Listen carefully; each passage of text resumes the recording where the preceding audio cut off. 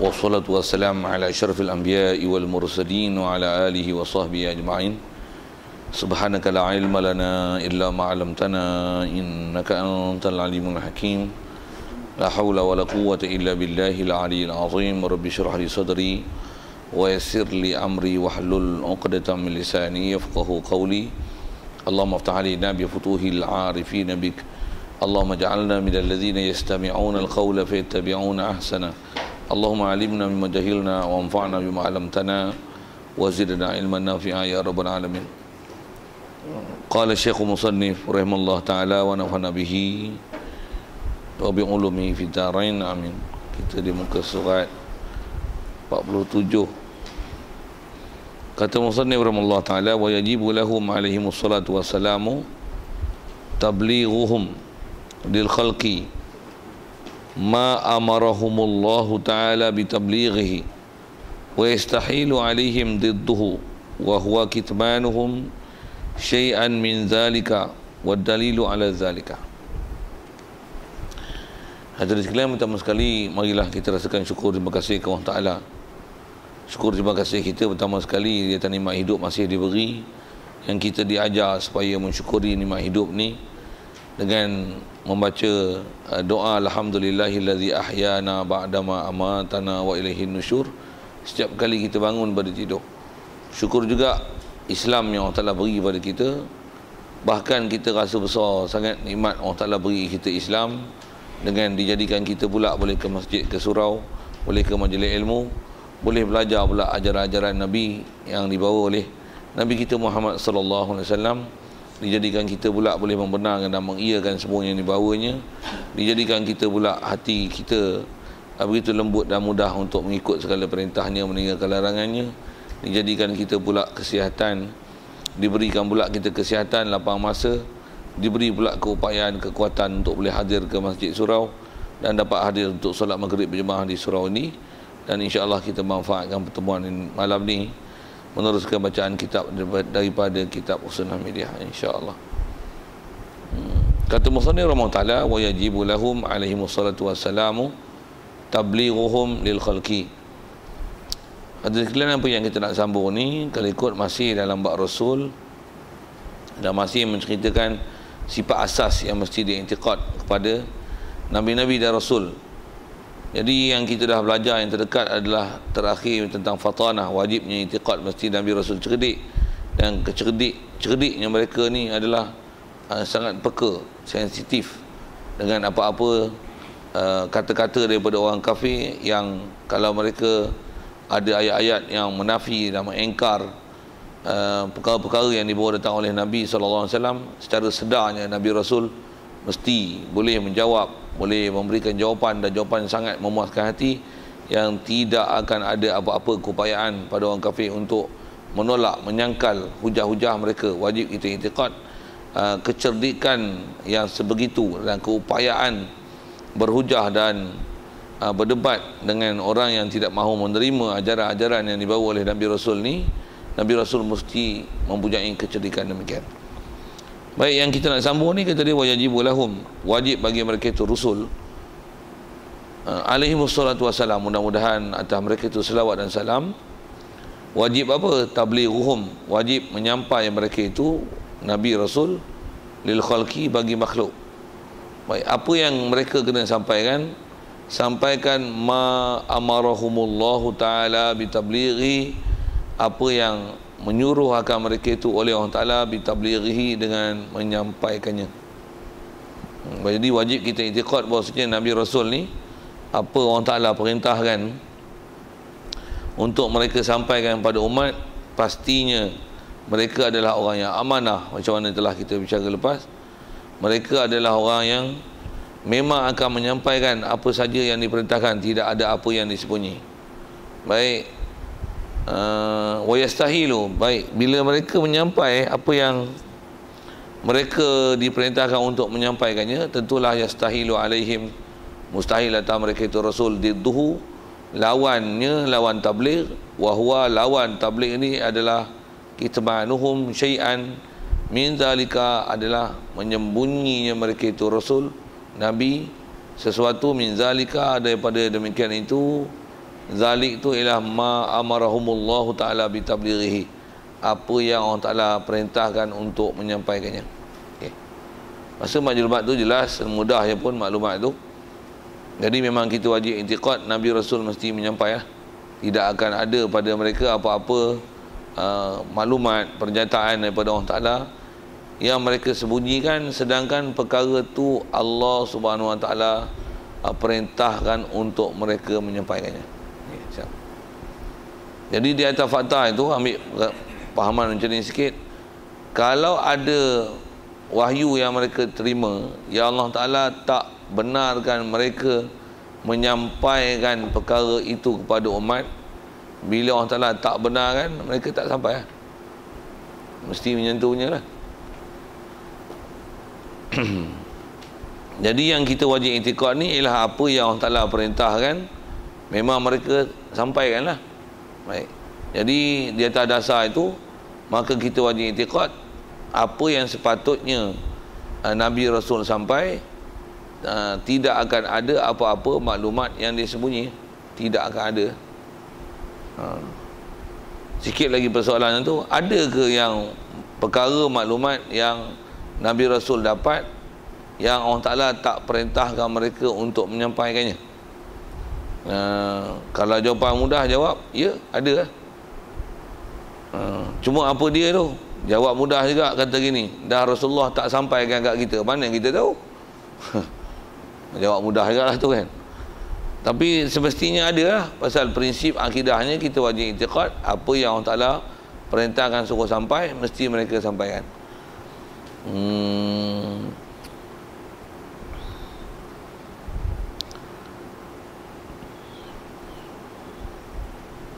Pergi nak sebut tu.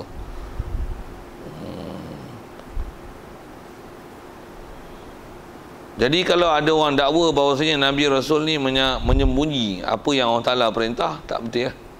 Salah lah. Bahkan kalau kita tengok nisbah sifat, jangan kata Nabi Rasul, bahkan sahabat, tabi'in, tabi'in, ulama-ulama kita yang telah dahulu, mereka ni jangan kata nak sembunyi, bahkan mereka menyampaikan sesampai-sampainya, boleh gunakan bahasa gitu rasanya, menyampai sungguh apa yang Rasulullah sabdakan, apa yang nisbah Rasulullah sabdakan, Quran yang terima daripada Rasulullah, apa saja ilmu yang mereka dapat, bahkan sikap mereka begitu alert, sikit dengan bahasa orang putih itu, maksudnya apa? Sangat peka apa yang nama ma'ruf, mungkar, yang kalau ada di sekeliling mereka, mereka mesti tegur. Dan kalau ada benda-benda yang sepatutnya benda itu kebajikan, yang sepatutnya mereka ni anjurkan membuat kebajikan tersebut, pasti mereka akan menyuruh dan menganjurkan manusia untuk melakukan kebajikan tersebut. Kalau kita kata ulama-ulama, tutup guru, orang salih, begitu juga tabi'in, begitu juga sahabat Nabi pun berperangai begitu, bayangkan macam mana peka dan alertnya Nabi-Nabi dan Rasul terhadap apa yang Allah Ta'ala perintahkan pada mereka untuk menyampaikan. Dengan mudah je untuk ambil faham situ. Satu tuan-tuan, kalau kita pernah jumpa orang soleh, ulama-ulama, tutup guru yang dia ni begitu peka dengan apa yang ada sekeliling dia, istilahnya kalau ada benda tengok tak betul, dia mesti tegur. Kalau ada benda yang baik yang sepatutnya dianjurkan, boleh dianjurkan untuk buat, orang tak buat, dia akan anjurkan untuk buat. Dengan istilahnya amar ma'ruf nahi mungkar. Ada orang yang begitu sensitif macam tu. Kalau kita tengok ada ulama-ulama kita, tutup guru kita, bahkan orang awam pun kadang-kadang ada yang macam ni. Bayangkan betapa peka dan sensitifnya Nabi Rasul terhadap apa yang mereka ni diperintahkan oleh Allah Ta'ala untuk menyampaikannya. Bahkan kalau ada orang engkar, ada orang yang tak ikut perintah Allah Ta'ala, dari sisi sifat, mereka adalah orang yang sangat besar cemburunya terhadap orang-orang yang engkar pada perintah Allah Ta'ala. Jadi macam mana boleh ada cemburu dan tak puas hatinya Nabi Rasul terhadap orang yang tak ikut perintah Allah Ta'ala. Bayangkan kalau macam tu pun ada pada mereka, takkanlah mereka menyembunyi apa yang Allah Ta'ala perintahkan. Okay, siap. Nak tunjukkan kata memang sifat Nabi Rasul ni, apa yang Allah Ta'ala suruh sampai, memang mereka akan sampaikan. Sehingga Rasulullah pun bila Kalau kita tengok antara ucapan dia waktu Hajatul Wida' tu, dia kata Allahumma hal balagh Allahumma fashhad. Dia ulang beberapa kali perkataan itu. Dia kata, ya Allah, adakah tidak aku telah sampaikan? Ya Allah, persaksikanlah sebenarnya aku telah sampaikan. Apa seumpama ayat itulah, Allahumma hal ballaghtu Allahumma fashhad. Ya Allah, adakah aku telah sampaikan? Jadi soalan-soalan itu disebut bukan maksudnya seolah-olah macam ada benda dia sembunyi, tapi dia nak tunjukkan bahawasanya memang dia telah sampaikan apa yang telah diperintahkan oleh Allah Ta'ala untuk dia menyampaikannya. Siap. Selesai. Sedikit dalil dia nak sebut. Data prinsip kalau kita memang dah pegang itu, okey. Sedikit juga kalau nisbah berfikir lagi. Betul ke Rasulullah telah menyampaikan apa yang sepatutnya disampaikan? Kalau saya nak jawab gini, memang dia sampai. Bahkan kita yang tak pergi belajar apa yang dia sampaikan, sampai banyak benda yang kita tak tahu, banyak benda yang kita kena belajar, sampai habis umur kita pun tak habis lagi belajar. Okey, betul. Jadi apa maksudnya? Sampai tak sampai dia tu sampai teratur lah. Sampai kita belajar habis umur, mati hidup 2 kali balik kan, mati hidup balik pun tak habis belajar lagi. Dengan bahasa Arabnya, dengan apa macam-macam fiqahnya, tafsirnya, hadisnya, bahasanya, banyaknya kita kena belajar. Itulah menunjukkan dia telah sampaikan apa sepatutnya disampaikan. Kalau katalah disembunyikan, tentu Islam ni sikit aja. Mayah, puasa, zakat, haji, mengucap kalimah syahadah, selesai. Tak payah belajar lah benda lain. Soal, gitu ke? Tapi ada orang Islam kita gitu. Bukan masalah Rasulullah hanya menyampaikan hal tu. Orang Islam kita tak mahu pergi belajar. Bila ada orang ajar nampak susah sikit lari. Apa ajar susah-susah ni? Islam agama mudah. Ada tak macam tu? Memang Islam agama mudah, tapi engkau mudah-mudahkan dia. Islam memang agama mudah. Tapi ada berapa ramai orang Islam yang mudah-mudahkan agama Islam sampai dia ingat Islam ni begitu mudah sampai dia yang boleh buat suka hati ikut kepala otak dia. Macam tu kot. Baik. Itu sedikit dengan ayat nak menunjukkan bahawasanya memang Rasulullah dah menyampaikan apa yang sepatutnya dia kena sampai. Wa dalilu ala zalika annahum law katamu syai'an mimma umiru bitablighihi. Dalil pun dia nak ajar kaedah berfikir mudah aja. Dalil kata dia di atas demikian itu dia tak tabligh macam ni. Annahum bahawasanya mereka itu Rasul, law katamu, jikalau menyembunyi mereka itu Rasul syai'an sesuatu mimma umiru bitablighihi, kalau Nabi Rasul ni mereka menyembunyikan sesuatu daripada apa yang diperintahkan untuk menyampaikannya lil khalqi kepada makhluk, lakunna, nescaya adalah kita semua ma'murina bikitmanil ilmi, kita semua juga disuruh dengan menyembunyikan ilmu. Kalau Rasulullah menyembunyi, kita pun disuruh sembunyi juga. Macam mana kaedah ayat tu? Kalau Rasulullah menyembunyi, nescaya kita pun disuruh sembunyikan juga. Maksudnya kita pun akan disuruh menyembunyikan ilmu juga. Sikit saya sebut dulu sebelum baca. Kok baca tu kadang ni lambat detect sikit kan. Macam mana pula boleh kata bila Rasulullah sembunyi, kita pun disuruh menyembunyikan? Pasal kita, bukankah kita disuruh ikut Rasulullah? Okey. Ikut Rasulullah pun ikut macam mana? Totally ikut Rasulullah. Itu adalah sebaik-baik keadaan. Baik, bila totally ikut Rasulullah, kalau Rasulullah menyembunyi, kita macam mana? Kita disuruh menyembunyi lah. Soal, adakah kita dibenarkan untuk menyembunyikan ilmu? Kita pun tak dibenarkan menyembunyikan ilmu. Apatah lagi apabila kita ditanya dan disoal dari segi ilmu, kita tak boleh simpan, apatah lagi menjawab jawapan yang lain yang salah, menyimpang daripada apa yang sepatutnya dijawab. Kalau buat perbuatan macam tu, berdosa besar. Jangan kata kat Rasulullah, kat kita pun salah. Baik, kat kita tak dibenarkan menyembunyikan ilmu, tak dibenarkan menyelewengkan ilmu. Kalau kat kita tak dibenarkan, adakah kat Rasulullah akan ada penyelewengan dan menyembunyi ilmu? Saya tidak.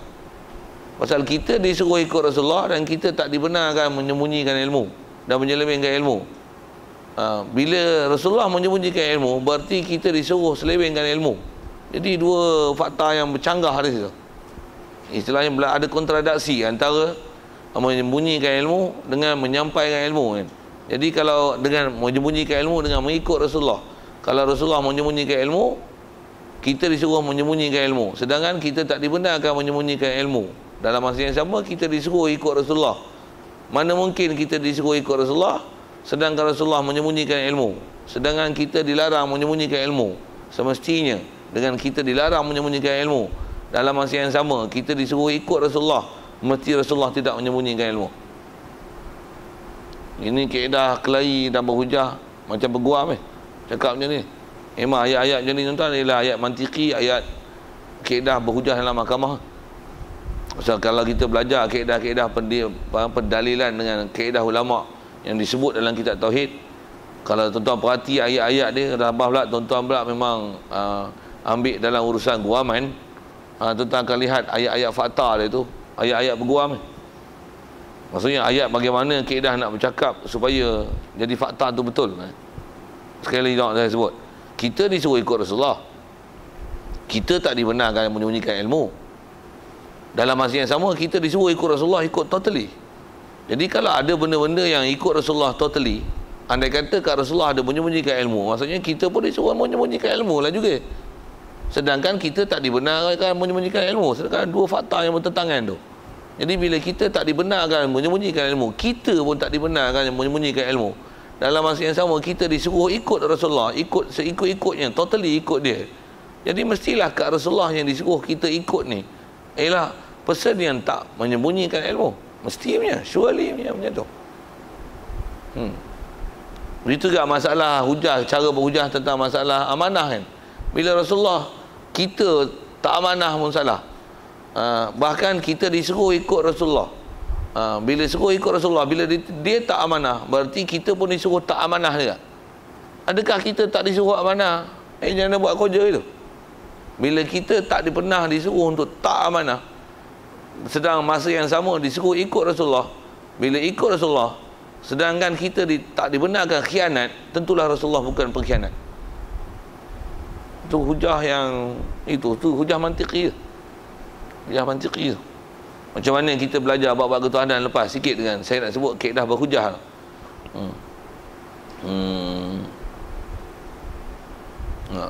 Allah mesti sempurna. Kalau dia tak sempurna, tentu dia kurang. Antara kesempurnaan dia tentu dia tak hajat pada makhluk. Okey. Lepas tu ada ayat Quran kata Allah Ta'ala di arash. Takkan ada di arash. Tu pun terjemahan lah, bukan Quran kata. Terjemahan, translation. Takkan ada di arash, pasal ada di arash memahamkan dia tak sempurna, pasal dia berhajat kepada tempat untuk dia ada. Jadi dua fakta yang bercanggah. Masih yang sama juga dia kata laisa kamitsli syai', tak ada sesuatu seumpama dengan dia. Jadi adakah keberadaan dia di arah itu menafikan itu nanti, bukankah keberadaan dia di arah menunjukkan bahawasanya keberhajatan dia pada sesuatu dan tak sempurnanya dia di atas kata dia perlu tempat untuk dia berada? Andai kata tak ada arash, bukankah tak jadi haru gitu pasal arash tak ada tempat untuk dia duduk? Bercanggah itu, tak betul fakta. Jadi di atas kata Allah dia mesti sempurna. Di atas kesempurnaan dia tentu dia tak hajat pada satu. Mana mungkin dia berada di arash. Untuk ayat di arash tu mesti bukan dengan makna berada di arash. Pasal makna berada di arash ialah tak selayaknya dan tak mungkin akan diartikan ke Allah Ta'ala kerana dia sempurna. Takkan dia berhajat pada arash. Antara keberhajatan tu dia berada di arash. Mana mungkin. Pasal berada di arash berarti dia ambil manfaat daripada arash. Bahkan disokong dengan tak mungkin dengan makna berada di arash dengan ayat laisa kamitsli syai', tidak ada seumpama Allah Ta'ala sesuatu. Keberadaan berada di arash adalah boleh diumpama dengan sesuatu, pasal berada pada sesuatu mengisi ruang. Begitu juga ternafi dengan ayat Quran yang kalau kata Allah Ta'ala di arash, nak buang mana ayat Quran yang kata wa huwa ma'akum aina ma kuntum, dia bersama kamu sedangkan di mana dia bersama kamu di mana saja kamu berada. Aina ma tuwallu fasama wajhullah, di mana saja kamu berada di situ adalah Allah Ta'ala. Tu tak berlaku kontradik ke? Tak berlaku pencanggahan ke ayat Quran tu. Ayat Quran tak akan bercanggahnya. Ayat Quran mesti hudan lil muttaqin. Itu macam mana nak selesaikan ayat Quran itu? Itu cara berhujah. Satu salah kalau orang duk i'tikad macam mana kita dah belajar dulu dalam bab tu. Cuma saya nak tunjukkan kata bagaimana kaedah berhujah tu. Jadi Al-Quran mesti betul. Allah Ta'ala mesti sempurna. Adakah sempurnanya dia dengan dia berada di aras? Ini tak mungkin. Macam mana adalah tak sempurna pada dia ada anak, ada isteri. Dia buat sesuatu dengan dia berkerana sesuatu. Dia buat sesuatu dengan dia nak ambil manfaat satu. Tak mungkin begitu pada Allah Ta'ala. Okay. Saya nak sebut tu adalah dari sisi kaedah mantiqi, kaedah berfikir dia, bagaimana nak selesaikan ayat-ayat Quran yang sekali tengok macam ada pencanggahan fakta dan maklumat. Yang ni pun kalau ada pencanggahan macam tu, jadi pencanggahan tu naklah dinafikan. Jadi antara dinafikan pencanggahan tu apa dia? Wajib i'tiqad, mesti Nabi dan Rasul menyampaikan apa yang sepatutnya Allah Ta'ala perintahkan untuk mereka sampaikan. Ya, itu kesimpulan. Satu kalau ada tuan-tuan yang blur situ tak mana-mana, selesaikan. Pasal itu kaedah mantiqi yang kita dah belajar hukum akal di awal kitab. Yang tu yang antara kaedah berhujah supaya mantapkan apa yang kita belajar dengan i'tiqad ni, yang sepatutnya kena i'tiqad, tengok apa istilahnya tatbiq kan dengan kaedah berfikir supaya dapat keputusan sama macam mana sepatutnya dia i'tiqad. Pasal akal yang ada pada kita ni atas kaedah apa sebut ulama ahli sunnah wal jamaah, dia mesti, pasal akal mesti membantu untuk memahamkan dalam bab ketuhanan. Jadi apa-apa yang datang tu nampak apa benda tak betul, jadi betulkan dia. Macam mana nak betulkan dia? Tu yang ayat Quran macam tu, yang tu yang ulama tanggung berikut kaedah-kaedah ulama ahli sunnah wal jamaah. Ayat yang istawa alal arsh, mesti itu bukan maksud dia. Memang istawa alal arsh ayat Quran, tapi mengertikan makna duduk, mengertikan makna mengisi ruang adalah mustahil. Itu terjemahan, takut nanti tergelincir makna. Itu apa? Dia mesti ada makna. Takkan Quran tak ada makna, tapi memaknakan dengan makna makhluk adalah salah. Apa itu apa makna dia? Wallahu alam, tapi bukan makna macam tu. Bukan dengan makna terjemahan secara lahiriah. Itu kaedah ulama selesaikan. Itulah kaedah salaf. Bersihkan daripada makna baharu, lepas tu serahkan, tafwidkan, tanzihkan Allah Ta'ala daripada makna makhluk, dan barulah serahkan pada Allah Ta'ala apa maksud yang diyakini daripada ayat Quran itu. Pasal takkan akan ada makna makhluk, pasal Allah Ta'ala nafikan keadaan begitu dengan laisa kamitsli syai'. Ni kaedah-kaedah ulama selesai. Satu kalau ada orang kepala batu dia nak pakai juga hukum-hukum tu, dia kata Allah Ta'ala aku nak pakai ke arash, masing-masing ada hujah, hampa ada hujah, ni hujah aku. Untuk nak buang hujah mana ayat Quran ya aina ma tuwallu fasama wajhullah, di mana saja kamu beradab di situ Allah Ta'ala. Ayat Quran juga tu. Untuk nak beriman Allah Ta'ala di mana kita beradab ke ada ke arah. Takkan aku apa bodoh gitu. Tu. Jangan selesaikan dengan cara bodoh. Satu ayat Quran dia tak boleh diselesaikan dengan cara bodoh. Mesti diselesaikan dengan istilahnya melihat ke semua ayat Quran, nisbah ilmu, ambil salah-salah ilmu dengan betul, ambil pada ulama yang betul yang menselesaikan dengan amanah semua ayat Quran, hadis yang macam ni. Dia tak ambil hanya sebahagian, tapi dia telah menyelesaikan ke semua ayat Quran dan hadis untuk ambil satu resolusi dan kesimpulan yang tepat, yang ni takkan bercanggah punya dengan apa maksud yang sepatutnya dipaham. Itu antaranya hak ni tabligh ni. Mesti Nabi Rasul semua tabligh. Pasal kalau dia menyembunyikan ilmu, dia saya kita disuruh sembunyikan ilmu, sedangkan tak benar pernyataan itu. Baik. Yang ni baru nak baca kitab dengan apa dia sebut. Jadi kalau kata Nabi Rasul menyembunyikan ilmu, saya kita pun disuruh menyembunyikan ilmu.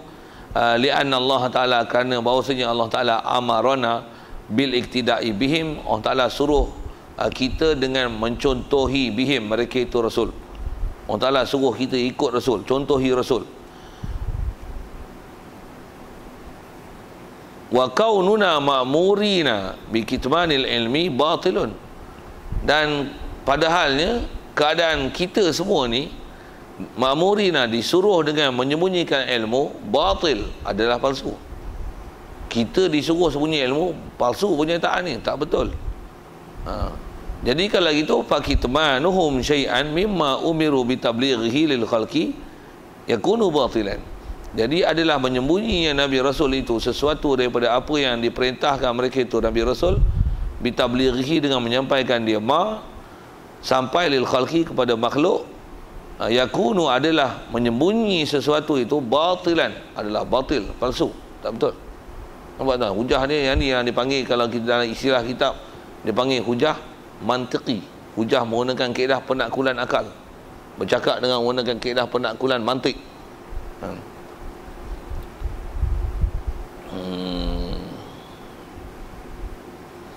Jadi kalau gitu tentulah fawajaba lahumut tablighu ma umiru bitablighihi, maka wajiblah bagi mereka itu Rasul menyampaikan apa yang diperintahkan mereka itu untuk menyampaikannya. Wastahala alaihim kitmanu syai'in min zalika, dan mustahillah kata mereka itu Rasul kitmanu syai'in, menyembunyikan apa saja sesuatu, min zalika, daripada demikian itu. Zalik itu ialah ma umiru bitablighihi, apa yang diperintahkan untuk menyampaikannya. Wa huwa al-matlubu, wa huwa kata wajibnya tabligh, wa huwa kembali pada wujubut tablighihim, wastihalatu kitmani syai'in min zalik, mustahilnya menyembunyi semua yang telah disampaikan tu adalah al-matlubu, adalah yang dituntut dari segi kaedah pendalilan ni. Siap. Baca sekali lalu yang tu. Pasal ada benda mudah aja, wajib i'tiqad, Nabi Rasul, tabligh, selesai. Baca tu siap. Soal kalau ada sekali lalu tentang apa kita baca. Ada soal?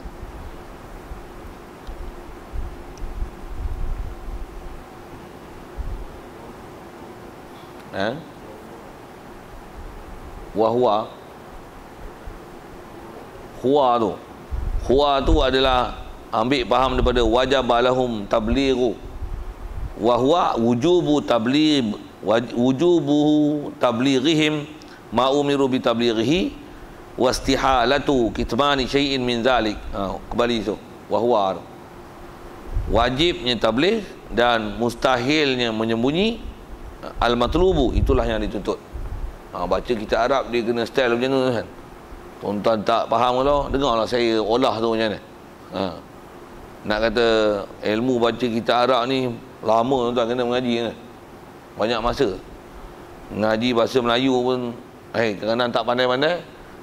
Baca kitab Jawi pun, Jawi tu yang tuan-tuan pun boleh baca sendiri, tu pun kita tak pandai dia punya tu. Macam mana kaifiat nak baca tu. Baca boleh tapi tak faham. Pasal apa? Pasal format dia format Arab. Itulah kan. Itu kot saya jawab soalan. Ada lain? Baik, kalau tak ada, tuan perhati dengan apa yang saya sebut tu. Apa dia? Selalunya pasal bab kita, bab tabligh ni, umum kita belajar sifat Nabi Rasul ni adalah sidik, amanah, tabligh, fatonah. Cantik lah tu. Cuma bila kita membezakan Nabi Rasul tu, saya selalu kalau mengajar bab Rasul ni, bab ni lah yang kena perhati sikit. Pasal yang ni kalau kita belajar dengan cuai, tambah pula belajar dengan hanya silibus pendidikan kebangsaan, kita punya pahaman ke Nabi akan salah. Kita akan jumpa bab ni nanti yang saya nak sebut ni, tentang muka surat 49, tentang perenggan tengah tu, wali'alam, tentang dia kata semua sifat Nabi Rasul, semua sifat Rasul yang kita belajar ni, sidik, amanah, tabligh, fatonah, itulah juga sifat Nabi. Maksudnya Nabi pun adalah tabligh. Saya nak fokus itu. Yang kalau kita belajar sekolah kebangsaan, apa beza Nabi Rasul? Situ tempat masalah ni. Nabi apa? Nabi tak menyampai, Rasul menyampai. Situ masalah. Rasul menyampai, bagus. Tak menyampai tu. Nabi menyampai. Ada pula Nabi tak menyampai. Nabi tak menyampai kalau Nabi buat apa? Duduk saja. Tu salah tu. Bahkan memang ada orang itikad itu. Dia kata Nabi ni duduk saja, tak menyampai pun. Nama tu buat apa? Duduk dalam gua bertapa, duduk ibadat, duduk sorang-sorang, tak menyampai. Biar penuh. Yang tu pun dah salah lah. Tengok saya bagi hujah akal dia dulu. Tak kata Nabi ni ada orang faham kata Nabi tak menyampaikan, bahkan duk betapa, bahkan amalan untuk diri dia, tak buat kerja sikit pun amal makruf nahi mungkar. Oh salah. Apa tu? Kita buat amal makruf nahi mungkar. Takkan Nabi Rasul Nabi, takkan Nabi duduk saja biar benar.